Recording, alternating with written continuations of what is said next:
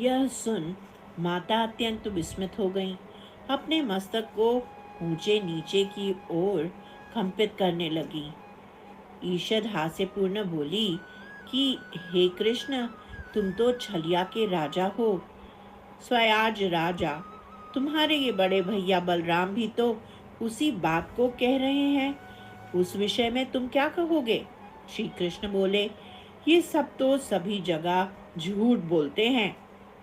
माता बोली, हे छल पूर्वक बोलने वाले, हे मेरे बाप, यह बलदेव प्रमाण सहित झूठ क्यों बोलेगा? श्री कृष्ण बोले, अरे मैया, ये बलराम भैया भी इन सभी बालकों में मिल गए हैं। देखो माँ, ये बलराम भैया भी अन्य एक दिन मिट्टी खा रहे थे।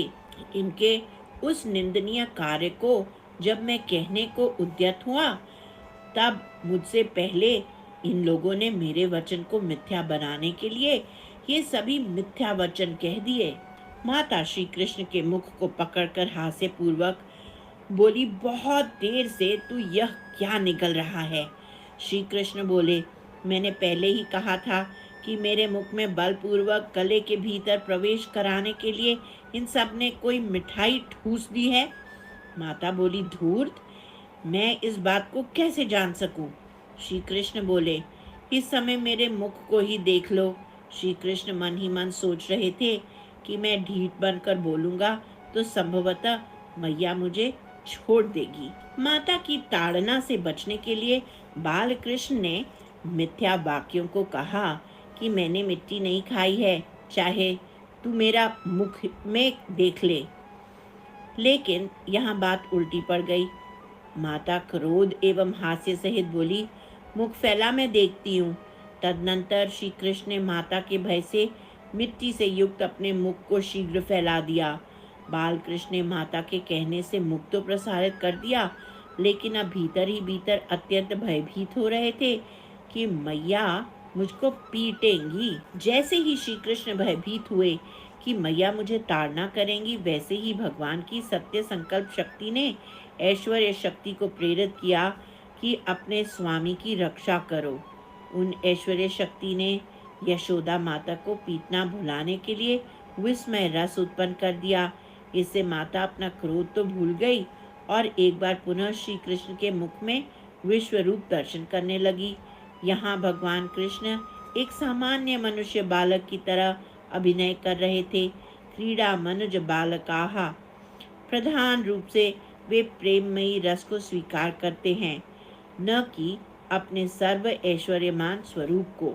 इसके पश्चात माता यशोदा ने देखा कि उनके पुत्र के मुख में चर अचर संपूर्ण जगत विद्यमान है। आकाश व शून्य जिसमें किसी की गति नहीं, दिशाएं, पहाड़, द्वीप और समुद्रों के सहित सारी पृथ्वी, बहने वाली वायु, वैद्युत, अग्नि, चंद्रमा और तारों के साथ संपूर्ण ज्योति मंडल, जल, तेज, पवन, वियत, प्राणियों के चलने फिरने का आकाश, वैकारिक अहंकार के कार्य, देवता, मन, इंद्रिय, पंच तन्मात्राएं और तीनों गुण श्री कृष्ण के मुख में दिखाई पड़ी।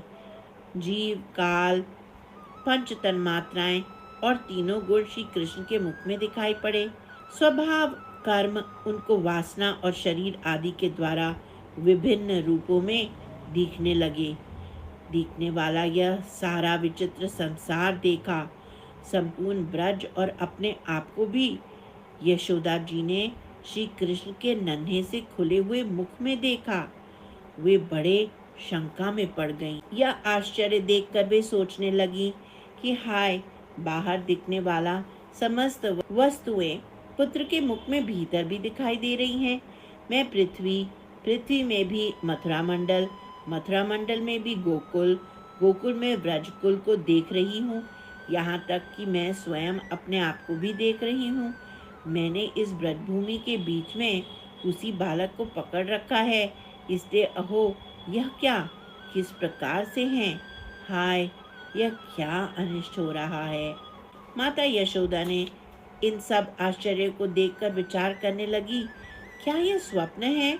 तब उन्होंने अपने आप को टटोला और अनुभव किया कि नहीं नहीं, मैं तो निद्रा, आलस्य एवं रतौंगी, नयन, कालुष्य आदि से अप्रभावित ही हूँ, तो क्या यह किसी देवता की माया है? इन्होंने विचार किया, मैंने तो किसी भी देवता का अपराध नहीं किया, और मुझे जैसे सामान्य स्त्री को देवता क्यों मोहित करने लगे? फिर उनको अन्य विचार आया कि कहीं ये मेरी बुद्धि का भ्रम तो नहीं। इन्होंने उत्तर स्वयं ही सोच लिया, नहीं नहीं, मैं तो इस समय पूर्ण रूप में स्वस्थ हूँ, मेरी बुद्धि निर्णयात्मक है।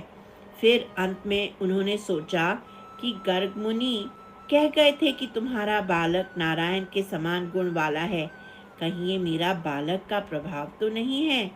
हो सकता है इसमें ही कोई जन्मजात सिद्धि हो। फिर दूसरे ही क्षण माता ने विचार किया, अरे यह सब इसका प्रभाव कैसे हो सकता है? यदि यह बालक नारायण होता तो इसको भूख प्यास क्यों लगती? इसके अंग प्रत्यंग भी तो सामान्य मनुष्य बालकों की तरह ही है, अति सुकुमार, कोमल, और यह मुग्धता, चंचलता आदि सामान्य मानुषी गुणों से युक्त है। अतः यह मेरे बालक का प्रभाव नहीं है, अपितु मेरे पास आराध्य श्री नारायण का ही प्रभाव है। इसलिए अपनी जातक के लिए मंगल कामना करने के लिए श्री नारायण को स्तुति करती हूँ, जो मन, कर्म और वाणी के द्वारा ठीक ठाक तथा सुगमता से अनुमान के विषय नहीं होते। यह सारा विश्व जिनके आश्रित है, जो इसके प्रेरक हैं और जिनकी सत्ता में ही इनकी प्रतीति होती है, जिनका स्वरूप सर्वथा अचिंत्य है, उन प्रभु को मैं प्रणाम कर, यह मैं हूँ और ये मेरे पति तथा यह मेरा बालक है। साथ ही मैं ब्रजराज की समस्त संपत्तियों की स्वामिनी धर्म पत्नी हूँ। हे गोपीगण, ग्वाल और गोधन मेरे अधीन हैं, जिनको माया ने मुझे इस प्रकार की कुमति घेरे हुए है, वे भगवान ही मेरे एकमात्र आश्रय हैं। मैं उन्हीं का शरण लूंगी, मैं उन्हीं के शरण में हूँ। जब इस प्रकार सोच विचार कर माता यशोदा कन्हैया के मुख से ब्रह्मांड के दर्शन को नारायण का प्रभाव समझने लगी, तब बालकृष्ण मन ही मन प्रसन्न हो गए और सोचने लगे, यह तो अच्छा हुआ माता ने यह सब नारायण का प्रभाव समझा। यदि मैं मनुष्यों वे यथार्थ समझ जाते तो यह सब मेरा ही प्रभाव है, तो ये सब लाड़ चाव बंद हो जाता। फिर मेरा लालन कौन करता और कौन मेरा पालना करता? इसलिए कन्हैया ने ही पुत्र स्नेहमयी वैष्णवी योग माया का मार्ग के हृदय से संचार करवा दिया। योग माया ने वात्सल्य प्रेम के प्रभाव से यशोदा मैया पुनः अपने ऐश्वर्य ज्ञान की स्मृति खो बैठी। जैसे स्वप्न के देख लेने पर कोई व्यक्ति जागने पर उस बात को भूल जाता है, उसी प्रकार माता भी विश्वरूप दर्शन के बाद ही तुरंत ही भूल जाती है। इसी पुनः सचेत हुई और उन्होंने ऐश्वर्य ज्ञान से सकुचित हृदय पुनः वात्सल्य प्रेम से पूर्ववत परिपूर्ण हो गया। इसी प्रकार माता भी विश्वरूप दर्शन की बात को तुरंत ही भूल गई। अंत में उन्होंने अपने लाल को गोदी में उठा लिया और अपनी साड़ी के छोर से कन्हैया के मुख की माटी पोंछ डाली और पुनः मुग्ध होकर कहने लगी, यह माटी कहाँ से आ गई? श्री बाल कृष्ण लाल की जय, श्री गोकुल धाम की जय।